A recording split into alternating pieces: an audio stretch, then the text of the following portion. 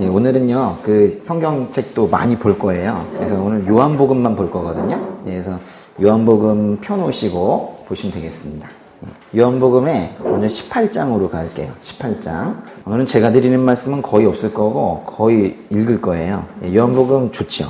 예, 요한복음 제가 요새 참 많이 읽고 있어요. 요한복음을. 그래서 혼자 은혜 받는 게 너무 죄송스럽고 그래가지고 은혜를 나누려고 오늘 많이 읽을까 합니다. 예. 요한복음 18장 펴놓으시고 보겠습니다. 예수님께서 그 잡히시던 그 밤이었는데요. 사람들이 그 밤중에 예수님을 잡아가지고는 그 대제사장이라는 사람의 집으로 끌고 갔어요. 그때 대제사장 집으로 같이 갔던 제자들이 있어요. 혹시 누군지 아십니까? 거기까지는 갔어요. 대제사장 집까지. 베드로 갔죠. 아이, 부인을 가서 했잖아요. 그쵸? 멀리서 부인한 것이 아니라 대제사장 집에 가가지고 3번 부인했죠. 그리고 성경에는 명확하게 이름은 나오진 않는데 자신을 계속 얘기하고 있는 거 보니까 요한도 따라갔어요. 그래서 베드로와 요한이 대제사장 집까지 갔었죠. 그때 이제 대제사장이 신문하는 거를, 예수님을 괴롭히는 걸 아마 그 두 제자가 다 봤을 거예요. 근데 대제사장이 예수님께 뭐라고 물었냐면요. 제자들이 누구이며 제자들에게 무엇을 가르쳤는지 제자들과 그 가르침에 대해서 물었어요. 그러니까 뭘 가르쳤느냐 그동안에 그렇게 물은 거예요. 그러니까 이렇게 대제사장이 물을 때 예수님께서 뭐라고 대답하셨을까요? 요한복음 18장에 20절과 21절 보세요. 예수께서 대답하셨습니다. 나는 세상에 드러내놓고 말했다. 나는 언제나 모든 유대 사람들이 모여있는 회당이나 성전에서 가르쳤고 숨어서 말한 것이 아무것도 없다. 그런데 왜 나를 신문하는 것이냐? 내가 무슨 말을 했는지 내 말을 들은 사람들에게 물어보아라. 그들이 내가 한 말을 알고 있다 그랬어요. 그 21절에 보시면요. 그런데 왜 나를 신문하는 것이냐? 이렇게 대답하셨잖아요. 신문이라고 이제 우리말 성경에서 했는데 우리 개역개정 버전에서는 어찌하여 내게 묻느냐? 이게 오늘 설교의 제목이기도 한데요. 그러니까 대제사장이 그동안 뭘 가르쳤냐고 예수님한테 물어보니까 그걸 왜 나한테 물어봐? 라고 대답하신 거예요. 맞지요? 왜냐하면 예수님께서는요, 한 번도 숨어서 가르치신 적이 없어요. 뭘 몰래 몇 명을 모아놓고 특별 훈련하듯이 그렇게 한 적이 없으신데, 회당이나 성전 이런 데서 가르치셨고, 또 들판에서 또 해변가에서 이렇게 공개적으로 설교하셨잖아요. 그래서 숨어서 가르친 적이 한 번도 없는데 귀 기울이려고만 했다면 다 알 수 있는 내용이었는데 그걸 갖다가 뭘 가르쳤냐고.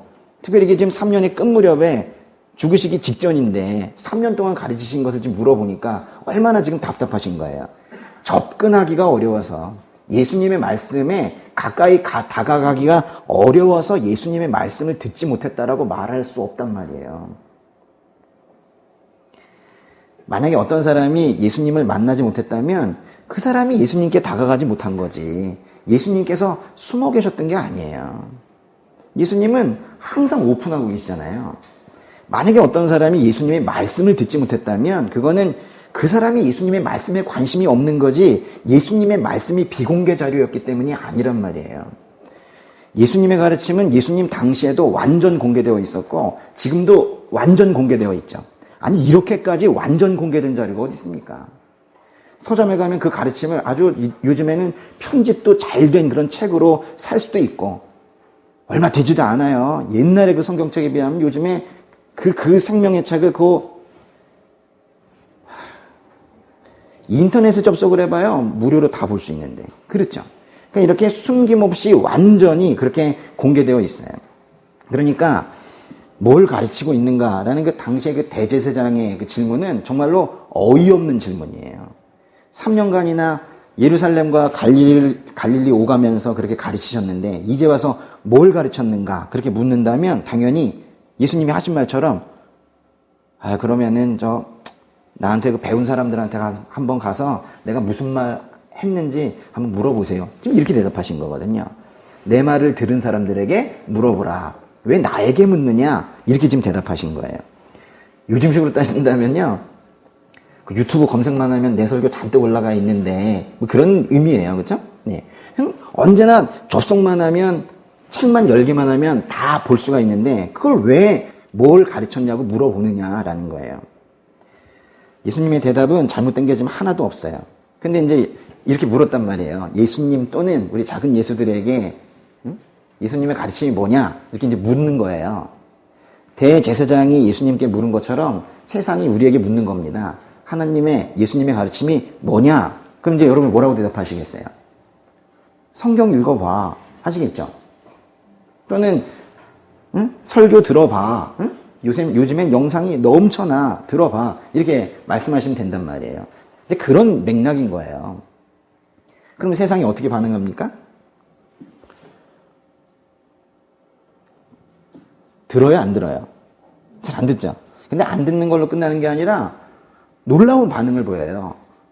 그 뭐 소개해 준 건데, 그죠? 응? 생명의 길로 가는 길을 소개해 준 건데 매우 비이성적인 그런 반응을 보여요. 근거도 없이 화를 내거나 너 그 말하는 태도가 뭐냐 막 이래요. 전혀 본질적인 이야기 있죠. 이런 것들로 비방을 하거나 그러죠. 좀 이상하지 않습니까? 영적인 세계는 참 신비해요. 그런 면에서.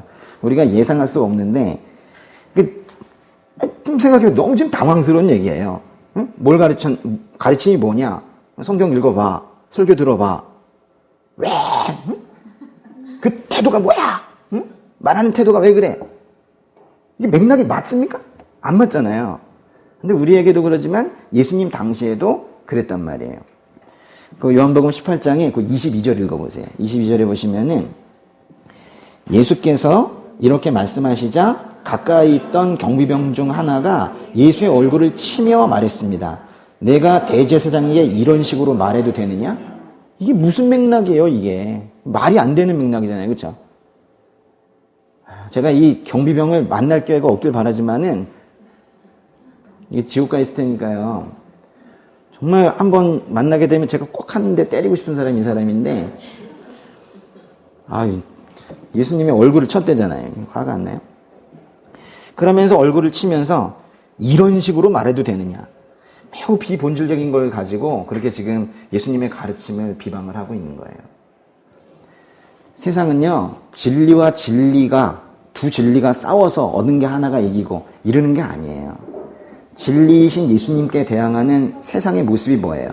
무논리, 비이성, 딱 이런 거잖아요. 그러니까 세상에는 여러 진리가 있어서 진리와 진리가 충돌하는 게 아니고 진리와 진리 아닌 것이 충돌하는 거예요. 이 구조만으로 세상을 본다 하더라도 많은 것들을 판단할 수 있어요. 내가 진리의 길에 있는가? 진리가 아닌 길에 있는가? 만약에 진리가 여러 개 있다면 우리가 선택을 많이 해야 될 텐데 실제로 영적인 선택은 그렇게 복잡한 게 아닙니다. 생명의 길에 있는가? 죽음의 길에 있는가? 성령의 길에 있는가? 육신의 길에 있는가? 복잡한 것이 없거든요. 예수님께서도 이제 그렇게 대답을 하셨어요. 그 다음 절 읽어보세요. 요한복음 18장의 23절 같이 읽겠습니다. 예수께서 그에게 대답하셨습니다. 내가 잘못 말한 것이 있다면 그 잘못한 증거를 대보아라. 그러나 내가 옳은 말을 했다면 어째서 나를 치느냐. 그들은 결코 증거를 대지 못할 겁니다. 그래서 그들은 그냥 그저 싫은 거예요. 예수님께서 지금 이게 하신 말씀인데요. 실은 지금 예수님께 순종하는 이 교회가 세상을 향해서 해야 되는 말이에요. 예수님의 말씀을 따르는 성도가 세상을 향해서 당당하게 외쳐야 되는 그런 말씀이기도 해요. 왜 진리를 가지고 있으면서 그렇게 위축되어 있는 거예요? 이상해요. 진리를 가지고 있으면서 매우 위축되어 있는 그런 모습들을 교회와 각각의 성도들이 가지고 있어요. 그럴 필요 없습니다. 예수님의 가르침을 세상에 선포하면서 당당하게 지내야 됩니다. 그래서 이제 크리스천들이 이런 말씀을 보면 예수님의 가르침을 따라야겠다. 그리고 내가 당당해져야 되겠다. 이렇게 결단을 하긴 하는데 문제는 예수님께서 뭘 가르치셨는지 모르겠는 거예요. 예수님께서 뭘 가르치셨어요?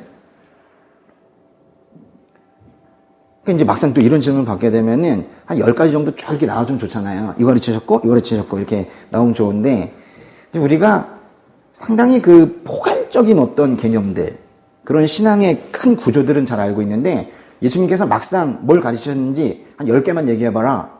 얘기하면 이제 띄엄띄엄 하다가 좀 힘들어하죠. 진짜 어떤 거 가르치셨는지 오늘 한번 좀 보려고요. 요한복음에서 몇 가지 살펴보려고 합니다. 특히 어떤 거 보고 싶으냐면요. 예수님께서 마지막으로 가르치신 거 있죠. 그러니까 딱 잡히시던 밤에 그 간절한 상황에서 마지막으로 좀 가르치고 싶었던 것들, 제일 중요한 것들이 이렇게 됐는데요. 그런 것들이 무엇이 있었는지 그 간절한 마음으로 가르쳐 주신 것들을 우리가 또 간절한 마음으로 한번 확인해 볼게요. 종종 사람들이 이런 말을 할 때가 있어요. 어떻게 살아야 되는지 모르겠다. 심지어 크리스천들도 잘 살고 싶긴 한데 정말 어떻게 살아야 되는지 모르겠다. 어떻게 사는 게 잘 사는지 모르겠다. 또는 삶의 지침이 없다. 뭔가 있는 것 같긴 한데 그게 구체적으로 무엇인지 잘 모르겠다. 더 정확하게 예수님의 가르침을 따르고 싶긴 한데 가르침의 내용이 정확하게 무엇인지는 잘 모르겠다. 예수님께 순종한다는 게 도대체 뭘까? 이런 의문들을 많이 가진단 말이에요. 오늘 말씀을 보고 나면은 아마도 이제 다 읽고 나시면은 내가 몰라서 그렇게 살지 못했다는 그런 말은 하지 말아야겠다. 이미 다 공개되어 있는 자료였구나. 예수님께서 이미 완전 공개해 놓은 가르침들이 있는데 내가 확인을 하지 않은 것뿐이구나. 아마 이런 생각 하시게 될 거예요. 또 정말 내가 그 가르침을 더욱더 구체적으로 명확하게 받아들이기 위해서 이미 공개된 자료, 이 성경을 더 많이 읽어야 되겠구나. 아마 이런 생각 하시게 될 거라고 믿어요. 한번 보세요. 제가 어떻게 이렇게까지 당당한지 쭉 한번 읽어보시면 알 거예요. 조금 전에 읽으셨던 18장의 앞장은 뭐예요? 17장이겠죠. 17장은요, 무슨 내용일까요? 그거 한번 보세요. 17장이 뭘로 되어 있는가? 다 새글씨로 되어 있죠. 그 17장은 전체가 다 예수님께서 잡히시기 직전에 마지막으로 드리신 기도입니다. 그럼 이런 의문 가져야 돼요. 예수님께서 하신 기도를 어떻게 요한이 다 썼나? 예수님께서 드리신 기도를 요한이 어떻게 써요? 그거는 속으로 하신 기도 아니고 그 제자들 앞에 놓고 하늘 우러러 보시면서 그렇게 하신 기도예요. 그래서 사실은 기도를 드리시면서 기도의 형식으로 또한 가르쳐 주신 거예요. 제가 오늘 그 부분만 설명을 안 할 건데 또 다음에 그 17장만 제가 하루 같이 나눠볼까 합니다. 17장을 미리 가서 좀 한번 읽어보셔도 괜찮아요. 17장은 가르침인 동시에 기도이기 때문에 예수님의 마음이 느껴져요. 눈물 안 흘리면 그 사람은 뭐가 고장난 거예요. 17장 읽다 보면은 정말 눈물 나요. 나중에 오늘은 조금 넘어가시고 나중에 꼭 한번 읽어보세요. 조금 더 앞으로 가보시면 13장으로 가보세요. 13장부터 거기서부터 16장까지가 그 잡히시던 밤에 가르치신 내용들이에요. 실제로는 17장의 기도도 가르침이지만 오늘 그 얘기는 조금 나중에 하시고 13장부터 16장까지 그게 마지막 가르침이세요. 그 13장에요. 앞에 아주 약간의 내용을 제외하고는 이게 재밌는 것이 거의 모두가 예수님을 팔았던 제자 있죠. 누구죠? 가룟 유다. 이 가룟 유다가 밖으로 나가버린 이후에 그 11명만 놓고 하신 말씀이세요. 13장에 보시면요. 예수님께서 제자들과 마지막 식사를 하시는 장면으로 시작이 되는데요. 예수님께서는 이 식사 자리에서 이미 알고 계신 게 있으셨다라고 시작을 하고 있어요. 뭘 알고 계셨다고 되어 있나요? 13장 1절 한번 읽어볼게요. 6월절 전에 예수께서는 이 세상을 떠나 아버지께로 가실 때가 됐다는 것을 알고 계셨습니다. 예수께서는 세상에 있는 자기의 사람들을 사랑하시되 끝까지 사랑하셨습니다. 뭘 알고 계셨대요? 때가 되셨대. 이 세상을 떠나 아버지로 가실 때가 됐다는 걸 알고 계셨대요. 또 예수님께서 하나 더 알고 계신 게 있었어요. 그 3절 읽어보세요.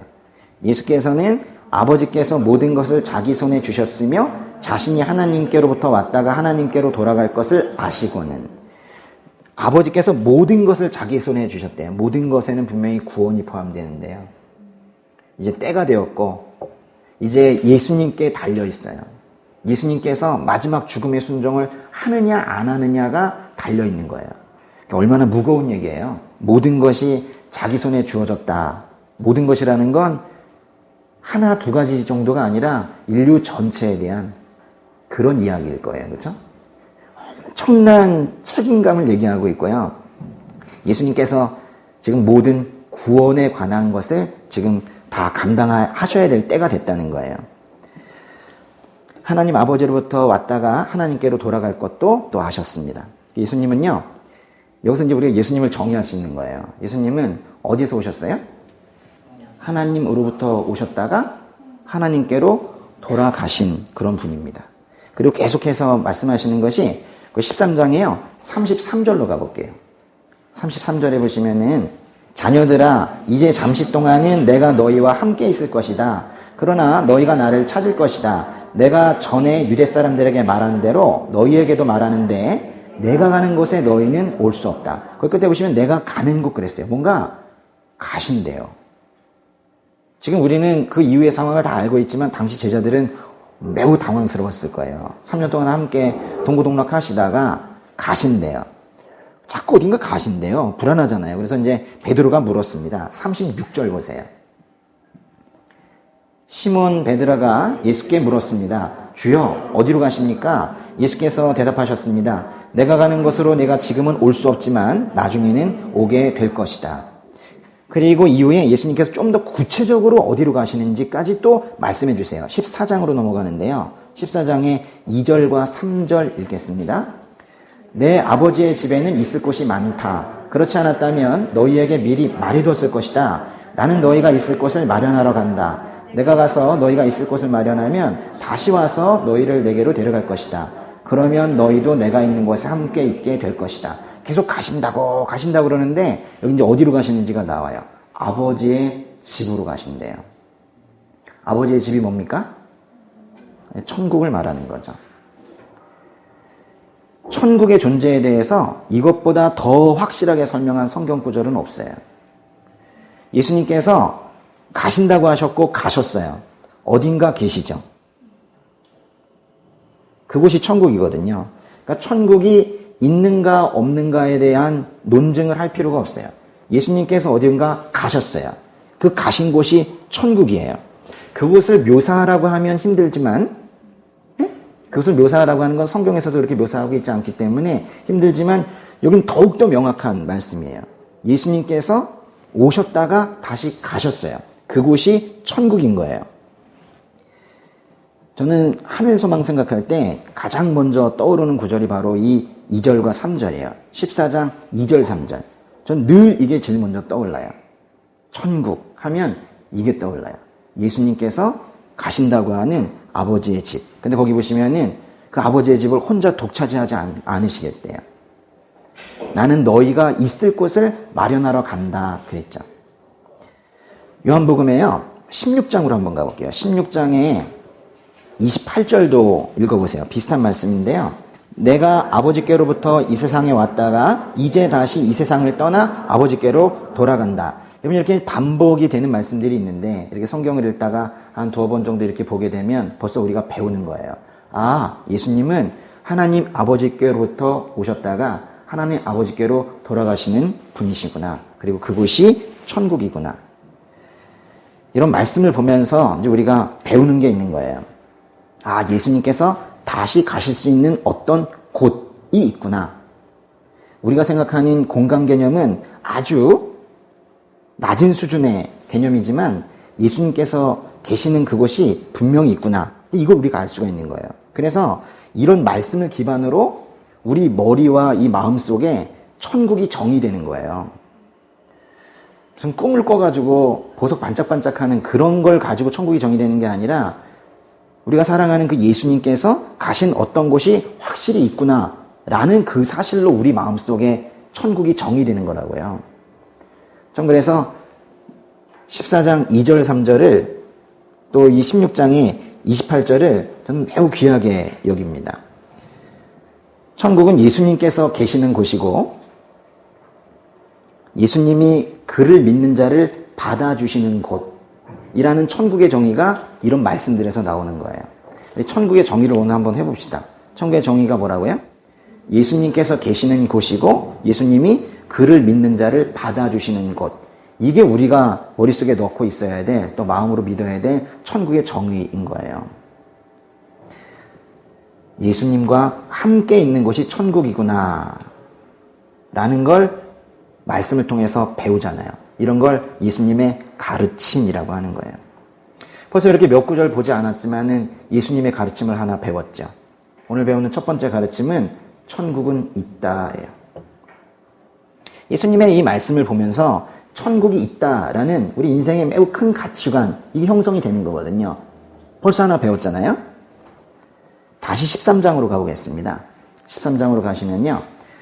근데 그렇게 아름다운 이야기뿐만이 아니라 우리에게 충격적인 사실도 하나 가르쳐 주셨는데요. 바로 가룟 유다 이야기입니다. 가룟 유다. 예수님을 팔았던 가룟 유다.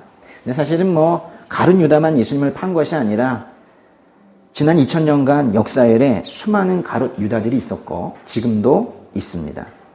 요한복음에 아까 13장의 1절, 3절 읽었었는데 그 사이에 끼어있는 2절을 읽어볼게요. 13장 2절. 저녁 식사를 하는 동안 마귀는 이미 시몬의 아들 가룟 유다의 마음속에 예수를 배반할 생각을 넣었습니다. 이 문장 하나만 보더라도 마귀가 있구나라는 것도 배울 수 있죠. 읽으면 읽을수록 많이 배울 수가 있는데요. 여기 보니까 가룟 유다의 마음속에 예수를 배반할 뭘 넣었어요? 생각이나 마음은 사실 거의 붙어 있는 건데요. 그럴 생각, 그럴 마음을 넣었어요.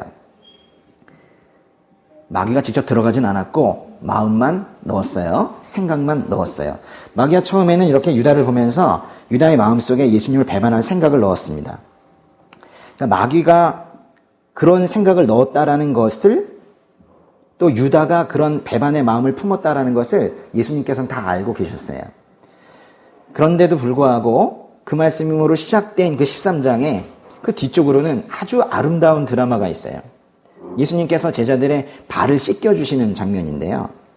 발을 씻겨주시다가 갑자기 이런 말씀을 하세요. 그 13장에 10절과 11절 읽어보겠습니다.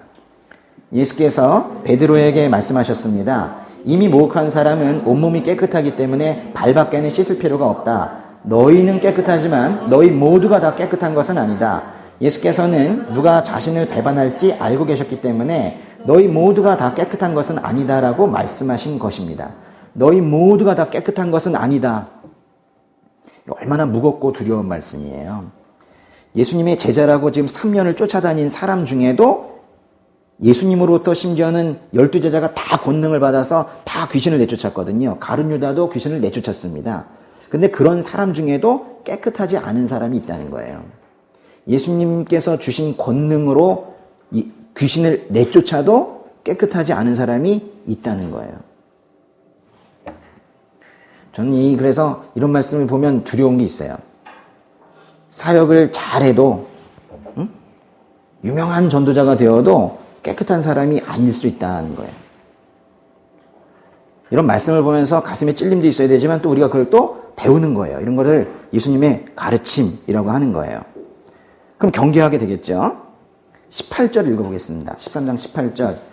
내가 너희 모두를 두고 말하는 것이 아니다. 내가 택한 사람들을 알고 있다. 그러나 내 빵을 함께 먹는 사람이 나를 배반했다라고 한 성경 말씀이 이루어질 것이다. 성경에 그런 말씀이 있거든요. 여러분 거기에 각주 달려있는 것들이 있어요. 보시면 시편 각주 있죠. 시편 41편 9절이라고. 그건 제가 읽어드릴게요. 내가 믿던 가까운 친구, 내 빵을 나눠 먹던 그 친구조차 나를 대적해 발꿈치를 들었습니다. 라는 표현이 있거든요. 시편에. 그 말씀이 그 식탁 자리에서 이루어질 것이라고 지금 말씀하시는 거예요. 그러니까요, 가룟 유다가 예수님을 배반하는 것도 우연히 일어나는 일이 아니라 그것 또한 성경의 말씀이 성취되는 것이라는 걸 지금 말씀을 하시는 거예요. 예수님께서 왜 그렇게 말씀하셨냐면 그냥 갑자기 가룟 유다가 예수님을 팔 수도 있고 또는 그냥 아무 말씀 안 하고 제가 나 팔 거야 뭐 이렇게 말씀하셔도 되는데 시편에 있는 그 하나님의 말씀이 지금 이루어질 것이다 라고 굳이 그렇게 말씀을 하신 것은 요한복음의 13장의 19절 읽어보세요. 그 이유가 무엇인지요? 그 일이 일어나기 전에 내가 지금 너희에게 미리 말해두는 것은 그 일이 일어나면 내가 그라는 것을 너희로 하여금 믿게 하려는 것이다. 그 제일 중요한 말은 내가 그라는 거예요. 내가 그 구약성경 시편에서 말씀하는 그가 바로 나다. 그 하나님께서 그 수천 년간 보내신다고 약속하셨던 그 예언자, 그 구원자, 메시아가 나다라는 것을 지금 믿게 하려는 것이래요. 그러자 이제 다들 당황을 했고 베드로가 이제 예수님 곁에 앉아서 그 한 사람 팔 사람이 누군지 너무 궁금한 거예요. 근데 예수님 바로 옆에 붙어서 앉아 있었던 사람이 누구예요? 요한이죠, 요한. 요한이 있으니까 베드로가 그랬단 말이에요.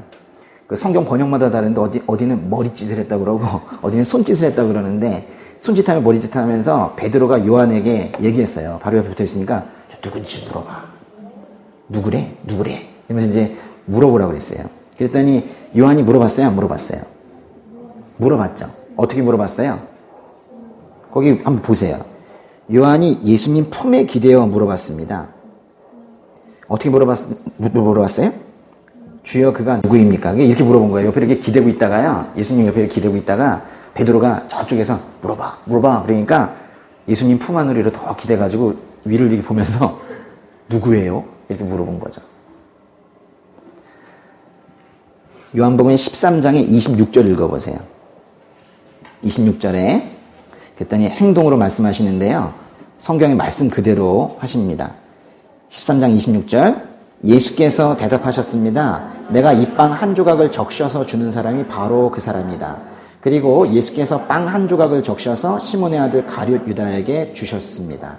확실하게 말씀하셨네요. 그것도 성경의 말씀을 성취하시면서 그렇게 말씀하셨죠. 30절 읽어보겠습니다.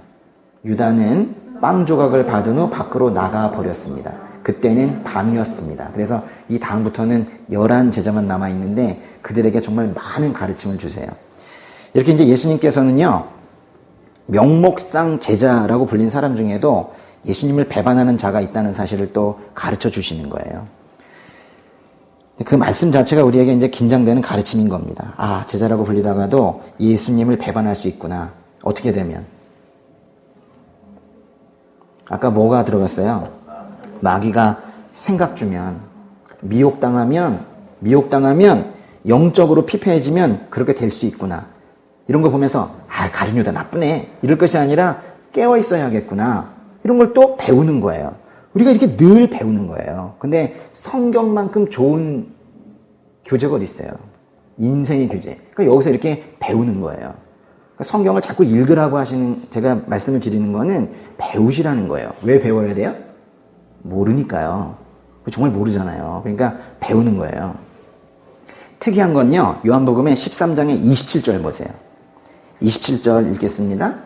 유다가 빵을 받자 사탄이 그에게 들어갔습니다. 예수께서 가룟 유다에게 말씀하셨습니다. 내가 하려는 일을 어서 하여라. 사탄, 마귀 같은 존재인데요. 아까 우리 요한복음 13장 2절에서는 마귀가 유다의 마음에 배반할 생각만 넣었죠. 근데 지금 27절에는 어떻게 됐어요? 아예 그 사탄 마귀가 유다의 속으로 들어갔죠. 마귀가 일하는 방식을 또 여기서 배우는 거예요.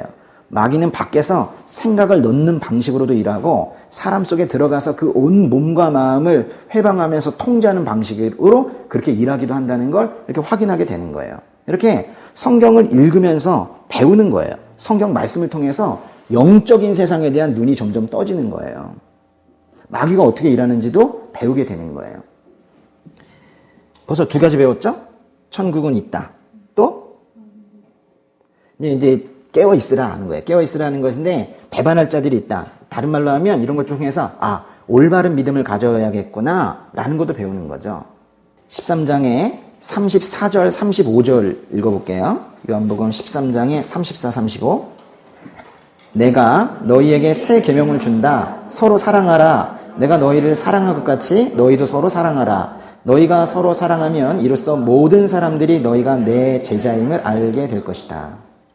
사랑하라고 말씀하시면서 아주 묵직한 말씀 하나 하시는데 그것이, 그 서로 사랑하는 그 모습이 너희들이 내 제자인 증표라는 거예요. 그러니까 예수님의 제자인지 아닌지가 그 사랑으로 구별된다는 거예요. 서로 사랑하는 그것 자체가 제자의 표지인 거예요.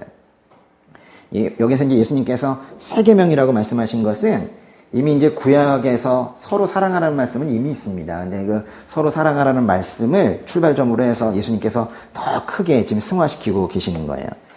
근데 이렇게 말씀하셨어요. 내가 너희를 사랑한 것 같이 너희도 서로 사랑하라. 그냥 사랑하다 이것도 힘든데 예수님께서 우리를 사랑하신 것 같이 사랑하시래요. 어떻게 사랑하는 게 예수님처럼 사랑하는 걸까요? 아까 그 1절 있죠. 요한복음 13장 1절에 비슷한 답이 하나 있긴 해요. 한번 보세요, 다시. 요한복음 13장 1절에 보시면 끝부분만 읽어볼게요. 예수께서는 세상에 있는 자기의 사람을 사랑하시되 끝까지 사랑하셨습니다.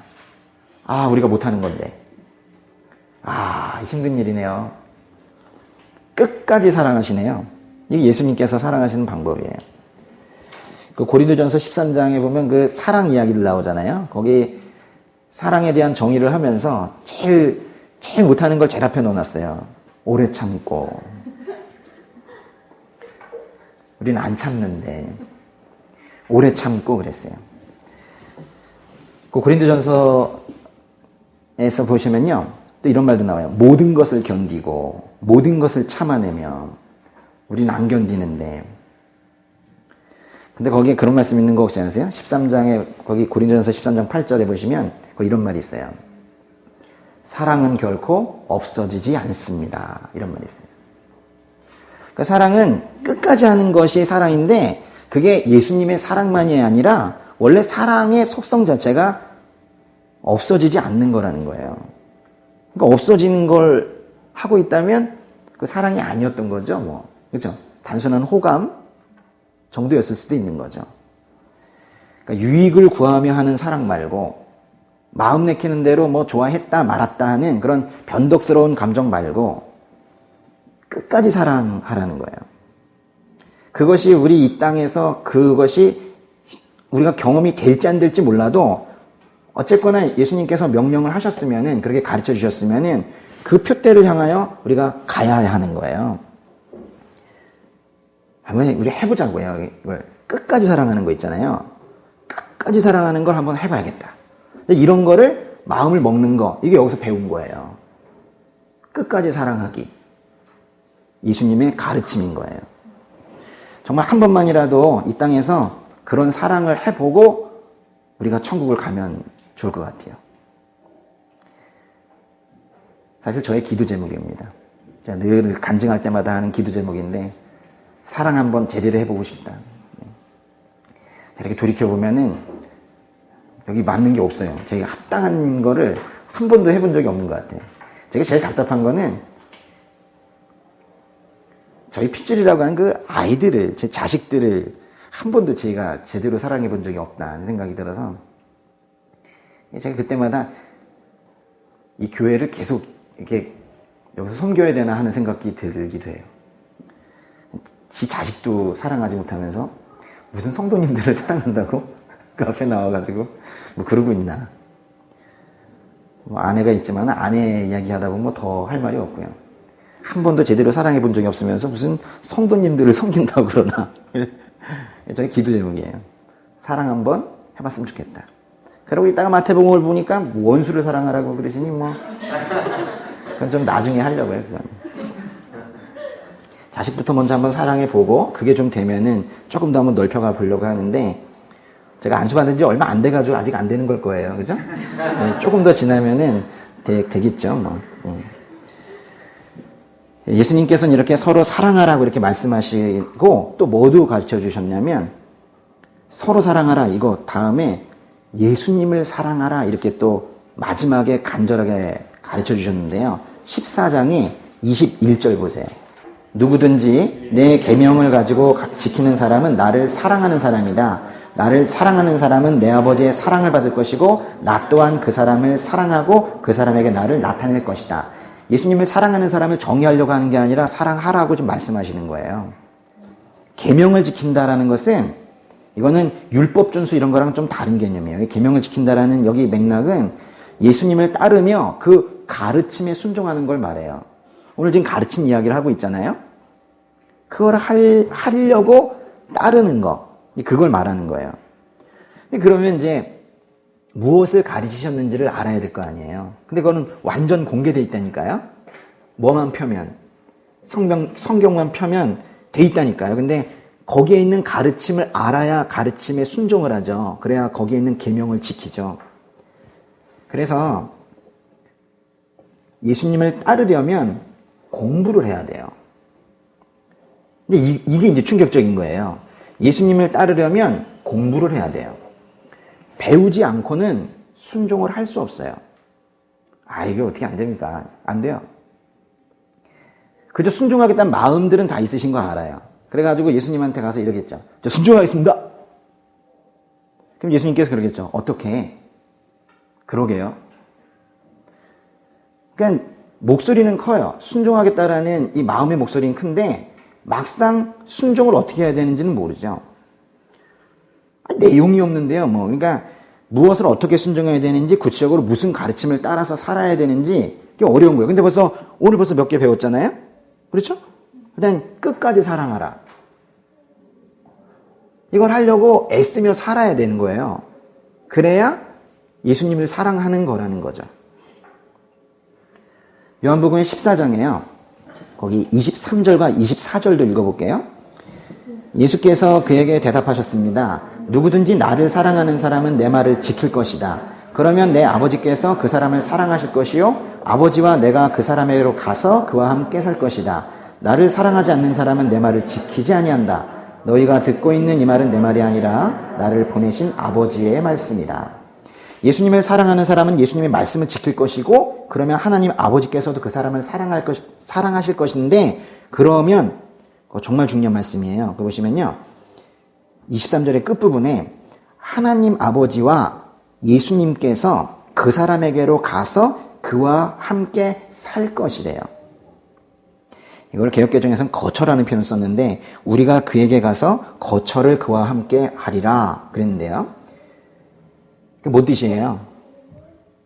예수님을 사랑하고 하나님을 사랑하는 사람에게 하나님 예수님께서 오셔서 살겠대요. 사시겠대요.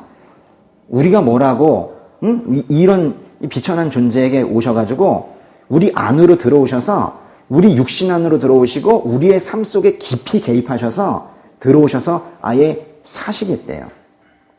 예수님을 사랑할 때 나타나는 삶의 결과를 얘기하는 거예요. 그래서 우리가 서로 사랑뿐만이 아니라 예수님 사랑을 해야 되는구나 라는 걸 깨닫는 거, 이게 바로 이제 예수님의 가르침을 또 하나 배운 거예요. 그리고 예수님께서는요, 우리에게 이렇게도 말씀하세요. 예수님의 사랑 안에 머물라, 또 이렇게도 말씀하세요. 15장으로 갈게요. 15장의 9절. 아버지께서 나를 사랑하신 것처럼 나도 너희를 사랑했다. 너희는 내 사랑 안에 머물러 있으라. 예수님의 가르침을 잘 따르며 살아야 예수님 사랑 안에 잘 머물며 살 수 있다고도 지금 가르쳐 주시는 건데요. 10절까지 같이 읽어볼게요. 내가 내 아버지의 계명을 지키고 아버지의 사랑 안에 있는 것 같이 너희도 내 계명을 지키면 내 사랑 안에 있을 것이다. 그러니까 지금 이게 뭘 배우는 거냐면요, 이 9절과 10절을 통해서 우리가 흔히 임재라는 표현 쓰잖아요. 주의 임재 안에 있는 방법을 또 배우는 거예요. 주의 임재 안에 있는 방법, 주에게서 끊어지지 아니하고 하루를 사는 법, 우리가 갈망하고 있는 거 아닙니까? 그 방법이 뭐냐? 예수님의 가르침을 따라 사는 거래요. 내가 내 아버지의 계명을 지키고 아버지의 사랑 안에 있는 것 같이 너희도 내 계명을 지키면 내 사랑 안에 있을 것이다. 내 가르침을 따라 하루 종일 사느냐고, 그렇게 기도하며 따라가며 그렇게 살고 있다 보면 내 사랑 안에서 끊어지지 않을 것이다. 늘 주의 임재 안에 있을 것이다. 주의 임재 어떻게 경험합니까? 라는 것을 성경을 펴면 완전히 공개된 이 자료를 통해서 우리가 또 배울 수가 있는 거예요. 그러시면서 내가 너희를 사랑한 것 같이 너희도 서로 사랑하라는 말씀을 다시 한번 하시는데요. 그거의 구체적인 의미를 하나 더 말씀해 주세요. 15장의 12절, 13절 보세요. 내 계명은 이것이다. 내가 너희를 사랑한 것 같이 너희도 서로 사랑하라. 사람이 자기 친구를 위해 목숨을 내놓는 것보다 더 큰 사랑은 없다. 와, 이게 아까는 끝까지 사랑하라. 그게 예수님의 사랑의 모습이었는데 지금은 또 어떻게 사랑하라고 하세요? 목숨을 내놓는 것보다 더 큰 사랑은 없다. 목숨을 내어놓듯이 사랑하래요. 누구를 위해서요? 나를 위해서, 내 가족을 위해서 아니라, 그거 뭐라고 했어요? 자기 친구를 위해서. 친구를 위해, 이웃을 위해서 목숨을 내놓는 것처럼 사랑하라고 말씀하세요. 이게 우리가 됩니까?가 아니라 이것에 표대를 세워놓고 달려가는 것이 예수님의 가르침을 따라 사는 거예요. 그 밑에 14절도 읽어보세요. 너희가 만일 내 계명을 지키면 너희는 내 친구다. 점점 너무하세요. 내 계명을 지키면 지금 가르침을 배우기가 두려울 정도입니다. 이 가르침을 다 배워서 이걸 갖다가 따라서 살게 되면 예수님께서 너 내 친구다라고 말씀하신다는 거예요. 성경에요, 이 창조주께서 너는 내 친구다라고 말한 사람이 있기는 해요. 아브라함, 그리고 간접적으로 모세, 이 두 사람밖에 없어요. 근데 지금 예수님께서는 너는 내 친구다. 내 계명을 지키면 내가 가르친 대로 살려고 이렇게 애쓰는 너의 모습 보면 넌 내 친구다 라고 말씀하시는 건데 누구한테 말씀하시는 거예요? 이 땅에 있는 모든 예수님을 믿는 자들에게 이걸 지금 확대해서 그걸 다 적용하고 있는 거예요. 다 친구다 이렇게 하시면서 예수님께서는 너희가 나를 택한 것이 아니라 내가 너희를 택했다고 말씀하시면서 다시 한번 비슷한 당부를 또 하시는데요. 요한복음에요 15장의 17절 보세요.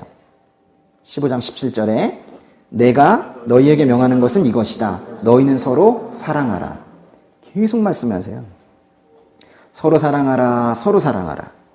그래서 이제 말씀을 계속 읽다 보면 서로 사랑하라는 말씀을 계속 읽으면서 서로 사랑하는 쪽으로 마음이 기울어요.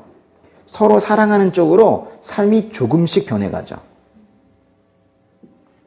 근데 이 완전히 공개된 이 자료를 읽지 않고 무슨 성공의 비결을 알려주는 그런 책들을 이제 읽기 시작하는 거예요.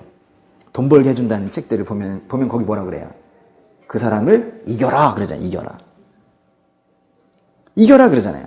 그러니까 이제 이겨라 하면 이기는 방법 쭉 써놓고 그러면 계속 이기는 쪽으로 남을 짓밟는 쪽으로 마음이 변해가고 삶도 변해가죠. 서로 사랑하는 쪽으로 변해가는 사람이 있고 남을 이기는 쪽으로 변해가는 사람이 있고 그러니까 이기는 쪽으로 변해가는 사람이 이기든가요? 그렇지 않을 겁니다. 끝을 보세요. 끝을 봐야 돼요. 끝을. 그러니까 이렇게 지금 공개된 자료들이 있는데 어떤 또 자료에 접근하느냐에 따라서 이 가치관, 인생관이 완전히 달라지는 거예요. 뭘 읽어야 되겠어요? 또 이런 것들도 우리가 또 사랑에 대해서 또 배웠어요. 또 어떤 걸 또 가르쳐 주시냐면 14장으로 한번 다시 가보세요. 14장의 1절 보세요. 14장 1절은 어떤 내용이냐면 예수님께서 떠나신다고 말씀을 계속 하시니까 지금 제자들이 두렵고 좀 어두워진 표정이 되어 있으니까 예수님께서 좀 위로하시려고 하시는 그런 말씀인데요. 요한복음 14장 1절 읽겠습니다. 너희는 마음에 근심하지 말라. 하나님을 믿고 또 나를 믿으라. 믿으라는 말씀을 예수님께서 직접 하셨어요. 하나님도 믿고 나도 믿어라. 믿으라는 가르침이 있다니까요. 믿으라는 게 뭘까요? 나의 존재를 믿으라. 나의 능력을 믿으라. 그런 말씀도 여기에 다 포함이 되겠지만 특별히 여기서 믿으라는 것은 나와 너의 관계를 믿으라는 거예요. 나와 너의 관계는 이건 태초에 그 이전에 정해진 그런 관계이기 때문에 난 널 결코 버리지 않는다라는 말씀하시는 거예요. 너 그거 믿어라. 안심해. 난 널 버리지 않는다. 그거 말씀하시는 거거든요. 결코 버리지 않을 것이라는 그런 말씀이세요. 예수님 믿습니다. 이런 뜻이 아니에요. 여기서 믿으라는 것은 너와 나의 관계 알지? 우리 끈끈한 관계 알지? 그거 믿으라 이렇게 말씀하시는 거거든요. 그러니까 여기서 이제 우리가 또 뭘 배워요? 나의 힘으로 끊어지지 않는 것이 아니라 예수님께서 의지가 있으셔서 예수님의 사랑에서 우리가 끊어지지 않는 거구나. 그러다가 이제 나중에 로마서 8장을 보면 거기 끊어지지 않는다는 얘기가 그 이해가 되는 거거든요. 요한복음의 그 14장에요. 11절 읽어보세요. 내가 아버지 안에 있고 아버지께서 내 안에 계시다는 것을 믿어라. 믿지 못하겠거든 내가 행하는 그 일들을 보아서라도 믿어라. 여기서 지금 뭘 할 수 있냐면 믿어라 말씀하시고 믿지 못하겠거든 뭐뭐 믿어라 이게 하신 거 보니까 예수님도 다 아세요. 우리가 믿음 얻기가 그렇게 힘들다는 걸 아시는 거예요. 얼마나 위로가 많이 돼요. 예수님께서 행하신 일들을 보아서라도 믿어라 하시는데 행하신 일들은 또 어떻게 할 수 있어요? 또 이 공개된 자료를 펴봐야 되겠죠. 예수님께서 행하신 기적들, 그리고 그냥 하신 모든 행동들, 그리고 예수님께서 말씀하신 것들, 그 총체적인 것들을 다 포함하는 개념이에요. 그래서 그거를 보아서라도 믿어라 라고 말씀하시는 여기에는 제가 보기엔 예수님의 자신감이 있어요. 너희들이 안 봐서 그렇지, 이 공개된 자료 이거를 찬찬히 봐봐라. 응? 기도하면서 성령의 도움으로 봐봐라. 어떻게 믿지 못하겠느냐. 사실 그런 말씀이세요. 그러시면서 그 믿음이 우리에게 장착이 되면 어떤 일이 일어나는가에 대해서도 또 가르쳐 주세요. 그 12절 보세요. 14장 12절. 내가 진실로 진실로 너희에게 말한다. 누구든지 나를 믿는 사람은 내가 하는 일들을 그도 할 것이요 이보다 더 큰 일들도 할 것이다. 그것은 내가 아버지께로 가기 때문이다. 더 큰 일, 그보다 큰 일이라는 것은 복음 전도, 뭐 가르침, 자비와 긍휼, 뭐 이런 것들 다 포함이 될 거예요. 심지어는 세상을 변화시키는 일들, 사랑하는 일들, 이런 것들을 다 할 수 있을 거래요. 뭐가 있으면요? 믿음이 있으면. 그래서 정말 내가 사랑하려는 의지를 지금 장착하려고 뭔가 훈련을 받을 게 아니라 믿음이 있어야 되는구나 라는 것도 우리가 배우는 거예요. 근데 더 중요한 게 있어요. 그런데 그게 가능해지는 이유가 거기 말씀에 14장 12절 끝에 보시면 그것은 내가 아버지께로 가기 때문이다. 이게 정말 중요한 말씀이에요. 예수님께서 하나님 아버지께로 가시기 때문에 우리가 더 큰 일을 하는 것이 가능하대요. 예수님께서 하나님께로 가시면서 대신 보내주신 성령의 능력으로 인해 가능해진다. 이런 뜻이거든요. 또 우리에게 가르쳐 주시는 게 있어요. 그 14장에요. 4절, 5절, 6절 읽어볼게요. 너희는 내가 어디로 가는지 그 길을 알고 있다. 도마가 예수께 물었습니다. 주여, 저희는 주께서 어디로 가시는지 알지 못하는데 그 길을 어떻게 알겠습니까? 예수께서 도마에게 말씀하셨습니다. 나는 길이요 진리요 생명이니 나를 통하지 않고서는 아버지께로 갈 사람이 없다. 예수님만이 길이라는 걸 또 가르쳐 주시잖아요. 구원의 유일한 길은 예수님이라고 말씀하시면서 또 이어서 뭐라고 말씀하시냐면, 그러니까 너희들 절대로 나를 떠나면 안 돼. 내가 유일한 길이기 때문에 다른 길은 없어. 하나님 아버지께로 가는 길은 나밖에 없어. 내가 유일한 길이고 그게 진리의 길이고 생명의 길이야. 길이요 진리요 생명이요. 이렇게 말씀하신 거거든요. 그러면서 그러니까 제발 나를 결코 떠나면 안 돼 라고 말씀하세요. 15장의 4절 5절 읽어볼게요. 15장의 4절 5절. 내 안에 머물러 있으라. 그러면 나도 너희 안에 머물러 있을 것이다. 가지가 포도나무에 붙어있지 않으면 스스로 열매를 맺지 못하는 것처럼 너희도 내 안에 있지 않으면 열매를 맺을 수 없다. 나는 포도나무요 너희는 가지다. 그가 내 안에 있고 내가 그 안에 있으면 그 사람은 많은 열매를 맺는다. 나를 떠나서는 너희가 아무것도 할 수 없다. 나를 떠나서는 너희가 아무것도 할 수 없다. 우리 아까 찬양에도 했죠? 주 없이 할 수 있는 게 없습니다. 그 찬양 때문에 제가 눈물이 왈칵 쏟아져가지고.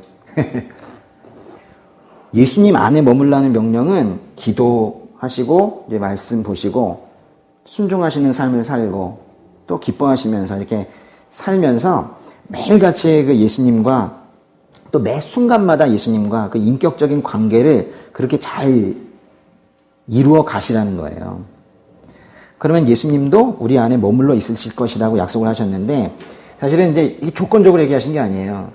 너희가 내 안에 들어오면 내가 너희 안에 들어가겠다. 뭐 이렇게 조건적으로 말씀하신 게 아니라 예수님께서는 우리 안에 깊이 들어오시길 이미 원하시고, 예수님께서는 우리 안에 차고 넘치게 충만하게 있고 싶어 하세요.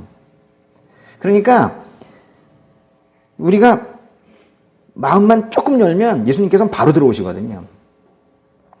근데 그걸 좀 하라 이런 얘기예요. 뭐 어디 뭐 갔다가 뭐 방문을 했다가 시간만 다 되면 집에 빨리 가서 좀 쉬려고 엉덩이 들썩거리면서 저 이제 가볼게요. 시간이 늦어가지고 가볼게요. 차 시간이 있고 막 이런 우리와는 다르신 분이에요. 이분은 우리한테 오시면은 뭐 시간 다 됐으니 어디 가고 뭐 그러니까 그냥 여기서 사시려고 한다니까요. 예수님께서는 우리 안에 아주 깊이 머물러 있고 싶어 하시고 포도나무와 가지처럼 완전히 하나로 완전히 일체화 되기를 그런 원하시는 분이시라는 걸 이 말씀을 통해서 우리가 또 배우는 거예요.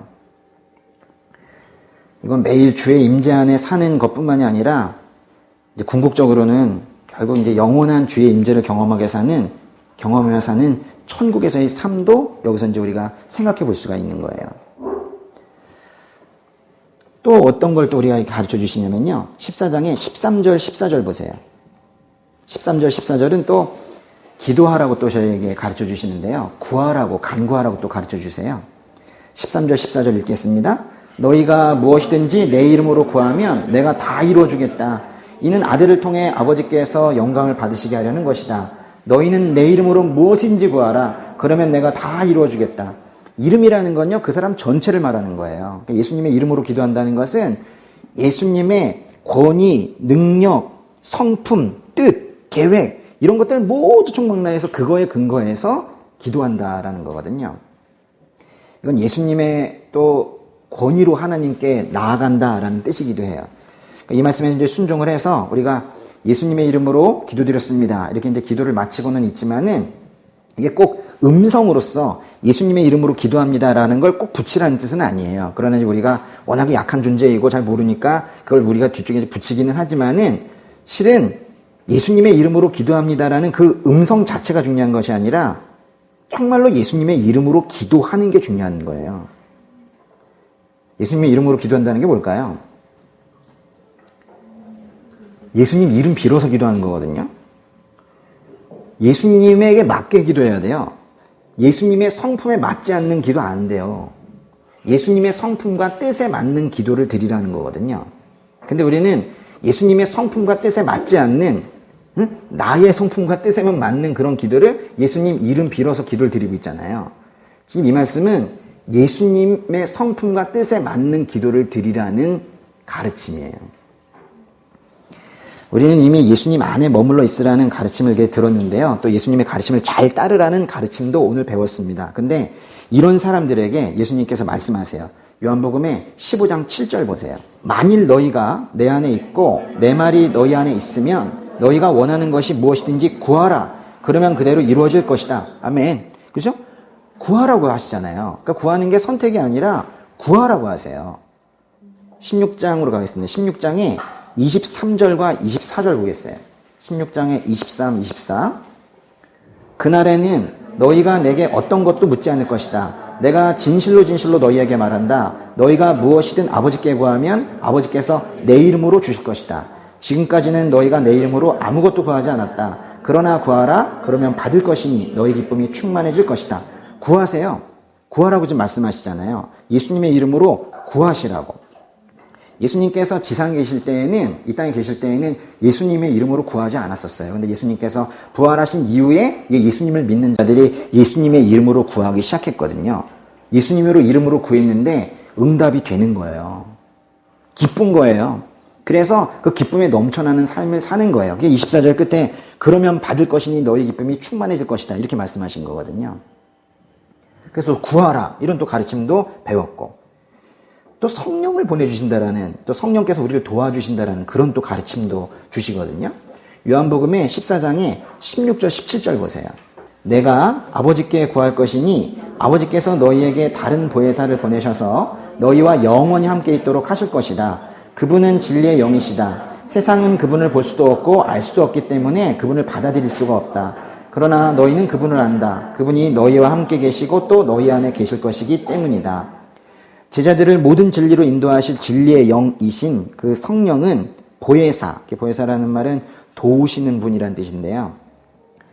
그냥 도우시는 게 아니고 임재하셔서 도우신다는 뜻이거든요. 그래서 완전히 일체가 되셔가지고 우리 안에서 도우시는 그런 역할을 하실 것이라는 거예요. 예수님께서 가시면서 우리 안에 우리의 삶을 돕는 그런 분을 두고 가시겠다는 거예요. 성령께서는 우리 안에 내주한다고 하는데요. 우리 안에 계시면서 육체적으로는 지금 현재 여기 계시지 않은 예수님의 어떤 사자, 예수님께서 보내신 이의 역할을 하게 되는 거예요. 근데 예수님께서는 성령이 우리와 함께 있을 뿐만이 아니라 그 17절의 끝에 보면은 우리 안에 계실 것이라고 약속을 하신 거예요. 그래서 성령께서 우리 안에 계신다는 걸 우리가 신학책을 보고 아는 것이 아니라 이 17절을 보고 그런 것이구나라는 걸 또 배우게 되는 거예요. 이런 가르침을 또 우리가 아는 거죠. 14장의 26절을 보세요. 26절 그러나 보혜사 곧 아버지께서 내 이름으로 보내실 성령께서 너희에게 모든 것을 가르쳐 주실 것이며 내가 너희에게 말한 모든 것을 생각나게 하실 것이다. 이것은 1차적으로 예수님의 제자들에게 하신 말씀이거든요. 그래서 예수님의 제자들이 성령께서 가르쳐 주시고 성령께서 생각나게 하셔서 결국 성경을 쓸 수 있었어요. 그런데 이제 그 이후에 우리와 같은 성도들에게 우리의 삶 속에서 가르치시고 인도하시는 역할을 또 성령께서 하세요. 또 성령께서는 제일 중요한 일이 뭐냐면 예수님 믿는 거 도와주시거든요. 예수님을 증언하는 분이세요. 예수님이 누군지 알려주세요. 15장 26절 보세요. 내가 아버지께로부터 너희에게 보낼 보혜사 곧 아버지께로부터 오시는 진리의 성령이 오시면 그분이 나에 대해 증언해 주실 것이다. 이 말씀을 통해서 우리는 성령님은 예수님께서 보내시고 하나님으로부터 나오시는 분이라는 걸 알게 되는데요. 그러니까 성령님께서는 하나님과 예수님이 보내셔서 우리 안에 거하시는 분이다 라는 것을 조직신학 책을 보면서 아는 것이 아니라 이 말씀을 보면서 우리가 그 가르침을 배우는 거예요. 성령님은 우리 안에 거하시면서 예수님이 누구이신지도 알려주시고 예수님을 믿게 하시는 그런 분이세요. 또 성령님은 죄에 대해서도 가르쳐 주시고 의가 뭔지에 대해서도 가르쳐 주시고 심판에 대해서도 가르쳐 주시는 분이세요. 하나만 더 볼게요. 요한복음의 16장의 8절 16장 8절 보시면 보혜사가 오시면 죄에 대해 의에 대해 심판에 대해 세상을 책망하실 것이다. 성령님만이 우리가 죄와 의와 심판에 대해 올바른 사고를 할 수 있도록 도와주실 수 있는 그런 분이세요. 오늘 참 많은 이야기를 했죠. 사실은 7주짜리 설교를 한 번에 한 건데요. 천국이 있습니다. 올바른 믿음을 가지셔야 돼요. 사랑하셔야 돼요. 믿으라고 하셨죠? 예수님만이 유일한 길이라고 하셨어요. 구하라고 하셨습니다. 성령님께 의지하라고 하셨죠. 다시 7개나 말했는데요. 천국이 있어요. 가룟 유다처럼 배반하지 말고 올바른 믿음을 가지라고 하셨어요. 사랑하라고 하셨죠. 사랑하라는 것도 서로 사랑하라, 예수님을 사랑하라 하셨죠. 예수님처럼 사랑하라고 하셨어요. 또 믿으라고 하셨죠. 또 예수님만이 길이라고 하셨어요. 구하라고 하셨습니다. 예수님의 이름으로 구하면 주시겠다고 하셨어요. 또 성령님께 의지하라고 하셨어요. 지금 이게요, 한 식사 자리에서 다 가르쳐 주신 거예요. 지금 우리가 너무 많은 걸 다룬 게 아니라 사실 이거를 한 자리에서 다 가르쳐 주신 거라고요. 그러니까 우리가 한 자리에서 배워야 되는 게 맞는 거죠. 이렇게 엄청난 양을 가르쳐 주셨어요. 왜 이렇게 많은 거를, 엄청난 걸 한꺼번에 다 가르쳐 주셨을까요? 요한복음의 16장의 1절 가보세요. 내가 이 모든 것을 너희에게 말한 것은 너희가 믿음에서 넘어지지 않게 하려는 것이다. 예수님의 가르침을 배운다는 것은 믿음을 가진다라는 차원을 뛰어넘는 거예요. 단순히 가지는 정도가 아니라 그게 힘이 되어서 세상을 변화시키는 어떤 사명을 감당할 뿐만이 아니라 각자에게 닥친 환난과 핍박과 고난을 견뎌내게 되는 힘이 바로 그 믿음이라는 거예요. 그 다음에 2절과 3절 읽어보세요. 사람들이 너희를 회당에서 쫓아낼 것이다. 그리고 너희를 죽이는 사람마다 자신이 하는 일이 하나님을 섬기는 일이라고 여길 때가 올 것이다. 그들은 아버지나 나를 알지 못하기 때문에 그런 일을 할 것이다. 세상은 하나님과 예수님을 모르기 때문에 그 믿음 있는 자들을 핍박할 거라는 거예요.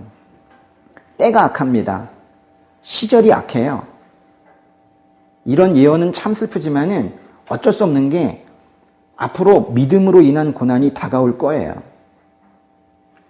그거는 제가 그냥 예상하는 게 아니라 성경이 그걸 가르치고 있어요. 믿음이 없는 자는 당연히 멸망할 거지만 믿음이 있는 자도 예수님의 가르침이 이 안에 튼튼하게 자리 잡히지 않은 사람은 실족할 거예요. 튼튼하게 자리 잡힌 사람만 승리할 겁니다. 이미 성경에 기록되어서 이렇게 완전히 공개되어 있는 이런 예수님의 가르침을 무료이기 때문에 무시한다. 언제든 접근할 수 있으니까 나중에 한번 보자. 이런 생각들은 참으로 아니란 거예요. 오히려 완전히 공개되어서 오히려 무료로 볼 수 있는 이것이 얼마나 큰 사랑인지 알아야 돼요. 그래서 우리가 잘 배워야 합니다. 영적인 세계에서 죽는 이유는 명확해요. 몰라서 죽는 거예요. 오늘 말씀 들으시면서 이 가르침을 좀 잘 배워야겠구나. 성경을 좀 더 많이 읽어야 되겠구나. 생각이 드셨습니까? 네. 네, 기도하겠습니다.